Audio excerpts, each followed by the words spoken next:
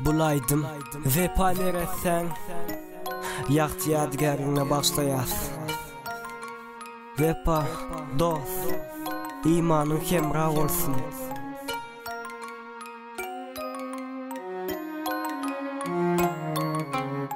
1994 yanvar ayının bir günü dünya geldi çağacık yana doğulan berecik geliptir kakası gönü çağanı görüp berendi oğul mu kıydı mı bu deyip ilk ecesinden soradı ecesi berencine oğul deyip kıygırdı kakası berencinden gözünden yaş gidirdi bu yaş berenç yaşı durmuş oyununa karşı öye girdi çağacık nasında dolu bakşı çağacığı getirdiler ona mehir verdiler vepalı olsun bağlan deyip ona vepa at verdiler adına mı nasip ol milleti de Türkmen aslını sine dostum barısı da edermen çağa günlerin bir günü 17 yaşa yetin durmuş yermek üçün ence kınçılık çeken iş saparı üçün kakası verilen yola düşün kelekçilere uçrap bu dünyadan geçen neme üçün böyle kısmet düşünmedim Allah'can çağırılmadık yerine nereden geldin sen açam kakası kıyır ya oğlum vepa gözün açay oğul sen emece ağlama göz yaşın süpürey neme üçün böyle kısmet düşünmedim Allah'can çağırılmadık yerine nereden geldin sen açam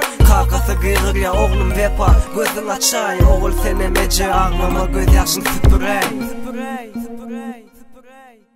Kelekçilik mahalı kakası yanındadı nereden bilsin ol bende böyle bolcağını ecesi ağlaya gözünü yaştan doldurup can oğlum nereye gittin eceni yeke koyup ece pahir ağlap ağlap gözleri dere dönün dünyada denlik yok şeytan gözü körürken ece saklaya oğlunu yürücünün töründe sende oğul barımka bu dünyanın yüzünde kime koyup gittin dost öz yakınlarını Murat Muhammed Mehri hemen bakarı yaklayalar vepani dosyarları hosarı göresi gelerler dost seni onların bari asmanda kepteriler onların haysızı sen zemine kon yine de eğer edip bilsen bilemok beyle oğul gelir mi ka bu dünya karanlık yollar içinde yaktılık hem görün ya neme üçün beyle kısmet düşünmedim Allah'can çağırılmadık yerine nereden geldin sen açam kakası kıyır ya oğlum vepa gözün açay oğul sen emece ağlama göz yaşın süpürey neme üçün beyle kısmet düşünmedim Allah'can çağırılmadık yerine nereden geldin sen açam